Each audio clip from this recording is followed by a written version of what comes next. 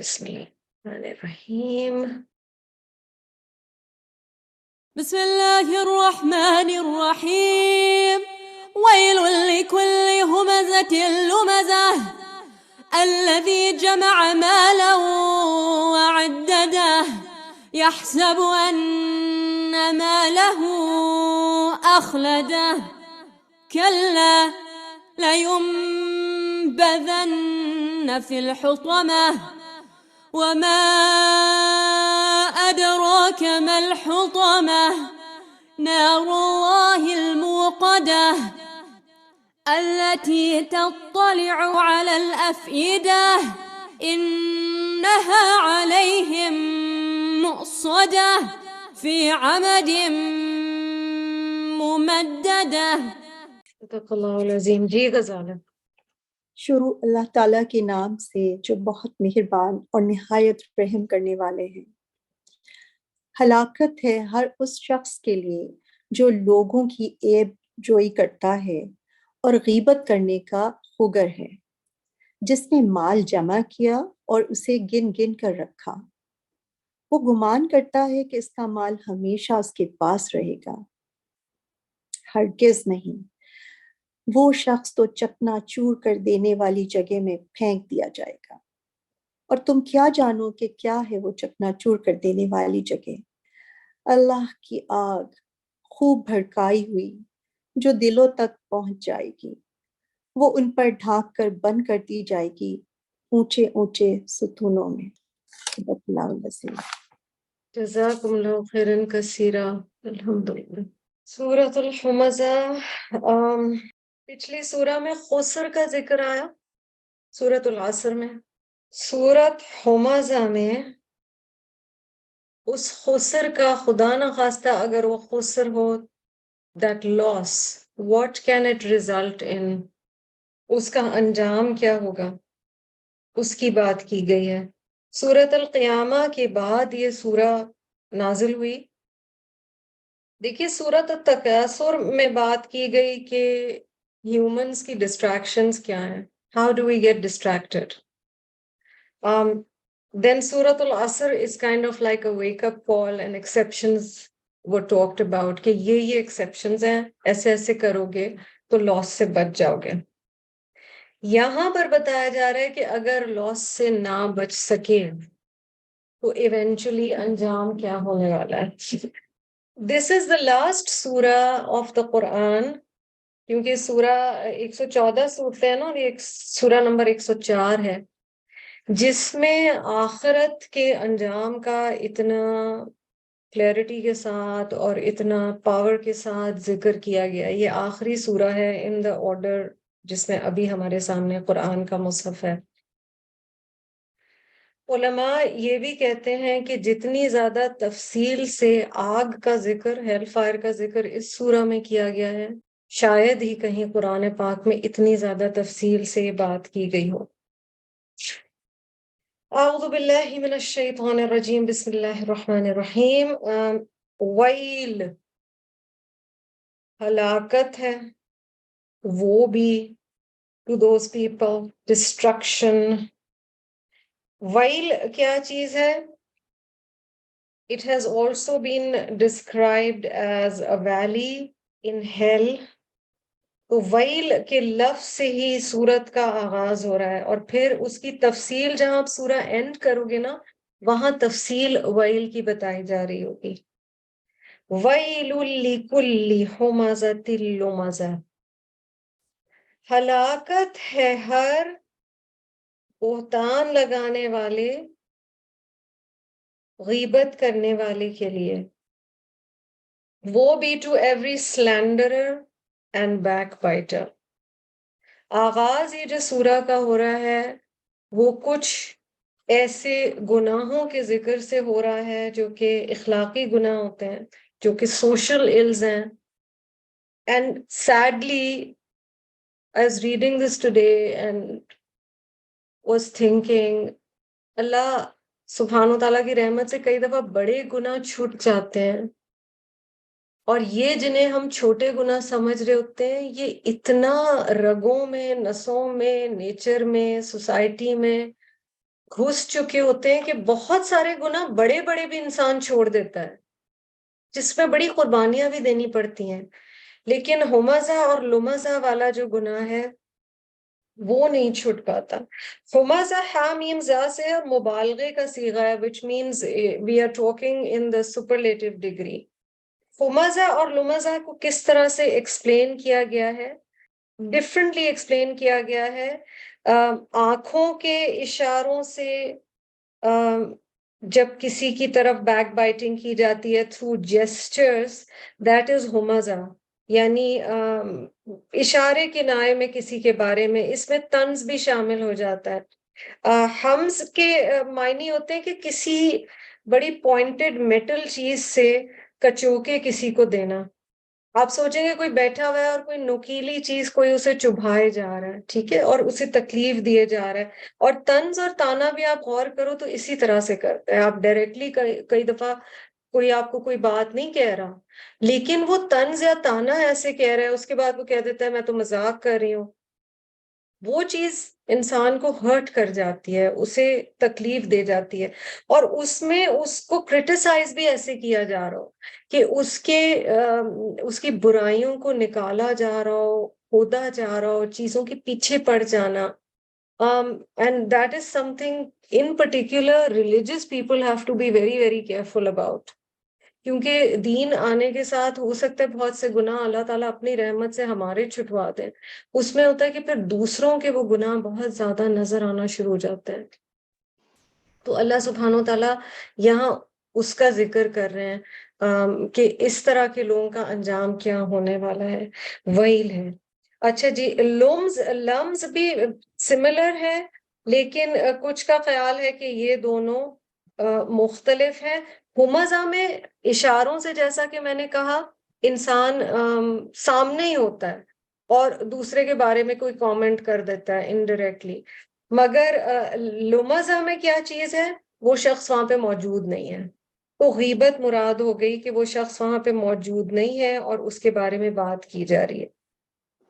اور اس چیز کو اللہ سبحانہ وتعالیٰ نے اتنا ناپسند فرمایا کہ سورہ کا نام بھی اسی کے ساتھ ہے، پھر سورہ شروع بھی اسی سے ہو رہی ہے۔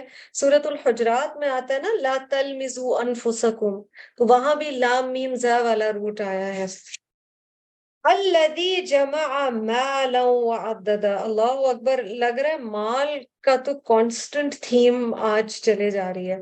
الذی جمع مالا وعددا، وہ شخص جو جمع کرتا ہے اپنا مال اور پھر اسے گنتا ہے۔ Who amasses wealth and keeps on counting it۔ آپ بار بار گنتے کس چیز کو ہیں جو بڑی آپ کے لیے اہم ہو؟ So you're constantly taking stock، کتنا مال ہے، کتنا رہ گیا، کتنا خرچ ہو گیا، اس کو میں کہاں خرچوں گی، اس کے بارے میں کیا کروں۔ یہ اچھا یہ نہیں بتایا گیا کہ آپ اپنے منی کو اچھی طرح ہینڈل نہیں کریں گے یا انویسٹ نہیں کریں گے، مگر یہاں پر بات یہ کی جا رہی ہے کہ جمع کیا، ہولڈ کیا، اور اسے پھر گنتا رہا۔ یہ پوری ایک آپ سمجھو ایک پوری آکیوپیشن بن جاتی ہے۔ مال لٹرلی بھی اس زمانے میں سونے کے کہتے ہیں، لوگ بیٹھ کے سکے گنتے رہتے تھے، ٹھیک ہے، لیکن اگر آپ سوچو مال سے جو چیزیں ہم خریدتے ہیں، اب یہ ایک پورا فل ٹائم جاب ہے۔ پہلے ہم ان چیزوں کو چوز کرتے ہیں، پھر ہم انہیں خریدتے ہیں، پھر ہم انہیں گھر لے کے آتے ہیں، پھر ہم ان کے گھر میں رکھنے کی جگہ بناتے ہیں، پھر ہم نے انہیں سنوارنا ہے، سجانا ہے، پھر ہم نے ان کی مینٹیننس کا خیال رکھنا۔ ہماری زندگی کا بہت بڑا حصہ مال کمانا، اس کو کہاں خرچنا، اور اس کو کیسے پھر دکھانا، اور اس کو کیسے سنبھالنا، لائف پوری اس کے گرد گزر رہی ہوتی ہے۔ تو آپ اصل مقصد سے وہ ہٹنا شروع ہو گیا، اور اس کا اب آپ لنک اس سے لگاؤ الہاکم التکاثر۔ اچھا، ان دونوں آیتوں میں لنک کیا ہے؟ ایک آیت میں کہا جا رہا ہے کہ تم لوگوں کو تانے دیتے ہو، ہرٹ کرتے ہو، بیک بائٹنگ کرتے ہو، ان کی برائیاں نکالتے ہو، ان کو تکلیف پہنچاتے ہو، انہیں طنز کے تیر، تانے، you sarcasm, hurt, mocking, everything. And then you suddenly jump to money.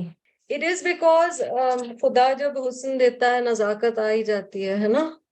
جب مال آتا ہے تو مال کے ساتھ آپ ایک سرٹن کراؤڈ میں گھومنا شروع کرتے ہیں, ٹھیک ہے. اب آپ کا ٹیسٹ چینج ہونا شروع ہوتا ہے. کوئی ہم میں سے بائی دا وے نا, جو ہم بڑی بڑی باتیں کرتے ہیں, میرا ٹیسٹ اچھا ہے, وہ اوریجنل کریٹر اللہ ہی ہے. کریٹیوٹی ہماری یہی ہوتی ہے, ہم ادھر ادھر سے سیکھتے ہیں. اب جب ہم اس میں چلنا پھرنا شروع, تو ہمارا جب آپ دیکھو گے کہ مال آتا ہے نا, تو ہمارے ٹیسٹ اوپر جانا شروع ہوتے ہیں. ایز اے ہیومن شاید ہم نیچے جا رہے ہوں, لیکن ہمارے ٹیسٹ اوپر جانا شروع ہوتا ہے. ٹیسٹ جب اوپر جانا شروع ہوتا ہے, پھر ہمیں چیزیں اچھی ایزیلی نہیں لگتی. ہمیں لوگوں کی چوائسیز بری لگ رہی ہوتی ہیں. ہم کہتے ہیں کتنا ٹیکی اس نے پہنا ہوا ہے, یا اس نے گھر کو کس طرح سے ڈیکوریٹ کیا ہوا ہے, یا ان کی گھر کی شادی اس طرح کی تھی. Be very careful. ہو سکتا ہے ہم الحمدللہ 5 وقت نمازی ہوں, ہو سکتا ہے ہم دل کے اچھے ہوں, ہم زکوٰۃ دیتے ہوں, ہم نے حج کیا ہو, ہم قرآن کی آیتیں تلاوت کرتے ہوں, ہمارا دل بھی اچھا ہو, ہم لوگوں کے لیے بھلا بھی چاہتے ہوں, ہمارے اندر نیکی بھی ہو. لیکن یہ جو ہم کانسٹنٹ ججمنٹس مٹیریل چیزوں پہ پاس کر رہے ہیں, یا دوسری چیزوں پہ, اچھا آپ بہت انٹیلیجنٹ ہیں, ہو سکتا ہے آپ کی لنگوسٹک سکلز بہت اچھی ہیں, آپ بہت اچھا بولتی ہیں, آپ بہت اچھا پڑھتی ہیں, اللہ نے آپ کو مواقع دیے, آپ کے گھر جو کام کرنے آتی ہیں وہ اچھا نہ بول سکتی ہیں نہ پڑھ سکتی, آپ ان کی جگہ پیدا ہو سکتی تھیں. تو کیئرفل رہنے کی بات یہ ہے کہ مال سے کئی دفعہ ہم زیادہ کریٹیکل ہو جاتے ہیں لوگوں کے بارے میں. We start looking down upon them. بہت زیادہ کیئرفل ہونے کی ضرورت ہے. اچھا پھر اتنا بندہ مالز میں جب گھومتا ہے اور اتنی ہمیں پتہ چل جاتی ہے کیا چیز کہاں ہے, ہمیں لٹرلی لوگوں کو دیکھ کے ایسے نا وہ ایکس رے اسکین نہیں ہوتا, ہمیں پتہ چل جاتا ہے اس نے کتنے کی کیا چیز پہنی ہوئی ہے. اٹس ویری ڈینجرس کہ ہم لوگوں کی پرائرٹیز کہاں ہیں اور کس چیز کی طرف جا رہی ہیں. تو یہاں پر مال سے ڈائریکٹلی کنیکٹ کیا جا رہا ہے. ایسے شخص کا بتایا جا رہا ہے کہ اس کا کیریکٹر کیا ہے, یحسب ان مالہ اخلدہ. وہ سمجھتا ہے کہ مال اس کا ہمیشہ اس کے ساتھ رہے گا.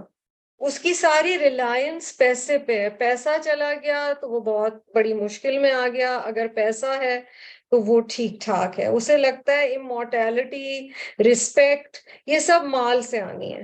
اچھا جب ہم قرآن پڑھ رہے ہوتے ہیں ہم سوچتے ہیں ہم تو ایسا نہیں کریں گے, لیکن کئی دفعہ کہیں ایسے ہو جاتا ہے. تو سوچ طلب بات ہے کہ اخلدہ, اور اخلدہ کیا ہے, خلدہ, کہ وہ سمجھتا ہے یہ مال ہمیشہ رہے گا, that his wealth will ensure his status forever. کہ الحمدللہ اتنا ہے کہ میں عزت سے زندگی ساری بھئی گزار سکتی ہوں. تو سوچ طلب بات ہے کہ یہاں پر کیا بات کی جا رہی ہے اور مال کے حوالے سے کیا بات کی جا رہی ہے.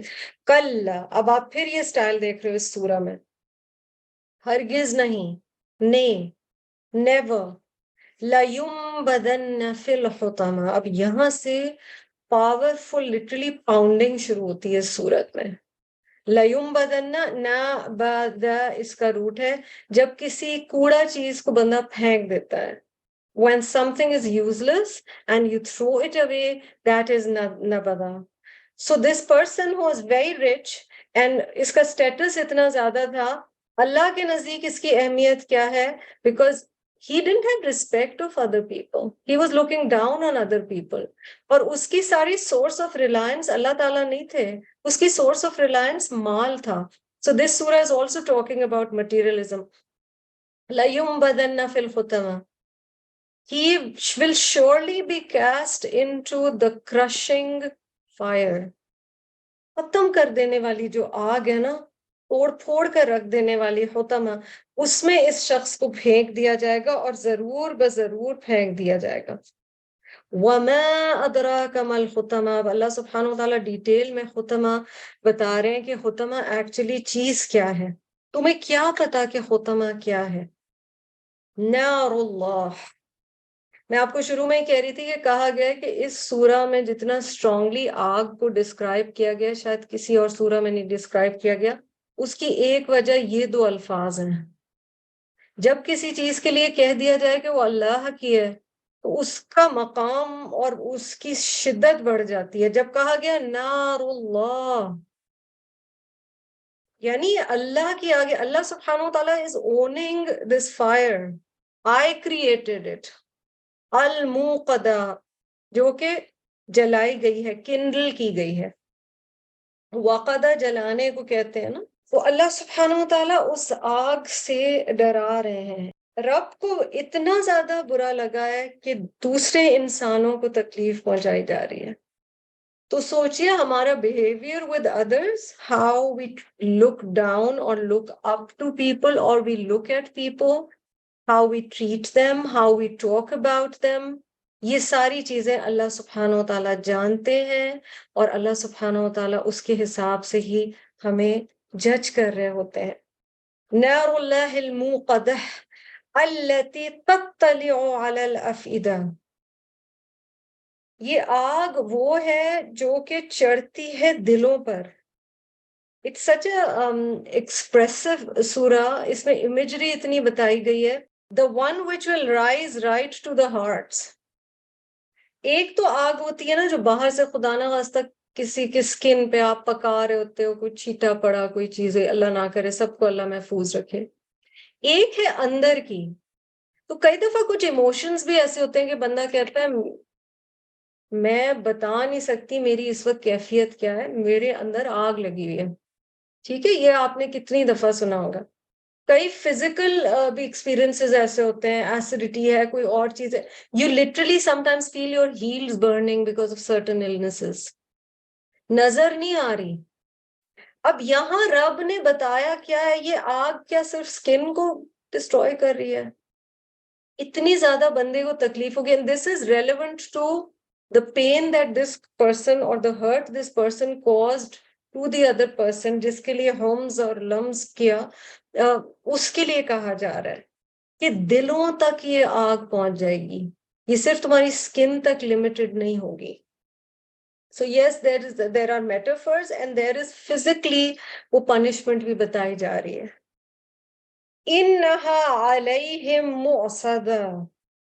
Indeed, it upon them vaulted, closing in upon them from every side. Oven کو ذہن میں لے آئیے. There is no escape. اتنی زیادہ گرمی ہے اور اتنا اندر ایکسپلین کیا گیا ہے. مؤصدہ حمزہ صاد دال سے ہے، جب کہیں سے دھواں نکل ہی نہیں سکتا. اینڈ لٹرلی جو اگلی آیت ہے فی عمد ممددہ، یہ ویل جو فرسٹ آیت میں تھی اس کی ڈسکرپشن ہے. عمد کہتے ہیں کالمز یا پلرز جو ستون ہوتے ہیں، اور ممددہ جو بہت اونچے اونچے ہیں، جو بہت لمبے ہیں. یہاں پہ کہا جا رہا ہے کہ نہ صرف اس میں بند ہوں گے بلکہ they will be surrounded by these pillars of fire فی عمد ممددہ that are stretched. سبحان اللہ. جہاں دعائیں کی جاتی ہیں نا اس میں ایک بڑی خوبصورت جو دعا بتائی گئی ہے، اور جو نیک لوگوں کے لیے بتایا گیا کہ وہ کہاں پہ ہوں گے، ان کے لیے میں سوچ رہی تھی منابر من نور کی بات کی گئی ہے احادیث میں. ممبر یا پلرز ہوں گے نور کے، لائٹ، اور یہاں پر عمد ممددہ ہے. تو عمل انسان کا اور ایمان کی کیفیت لے جاتی ہے where we will end up. تو either they'll be chained to these columns or these columns of fire will be like furnaces, کہ وہ پورے کھڑے ہوئے ہوں گے اور اس کے قریب یہ لوگ ہوں گے. جو یہاں پر بات کہی گئی ہے وہ بنیادی طور پہ کیا ہے؟ لوگوں کے بارے میں بات کرتے ہوئے احتیاط کریں. دو چیزیں اس سورہ میں جو مین بتائی گئی ہیں، اور یہ کہ مال کو اپنا سورس آف اسٹرینتھ نہیں بنائیں. that money is everything یا material things are everything. Reliance Allah سبحانہ وتعالیٰ کی ذات پہ ہو، نہ کہ مال پر. مال اللہ کی نعمت ہے، اسے خیر کہا گیا ہے، اللہ کا فضل ہے. اللہ سبحانہ وتعالیٰ اسے اپنی راہ میں اچھی طرح استعمال کرنے کی توفیق دے، مگر ریلائنس اللہ کی ذات ہی پر ہونی چاہیے.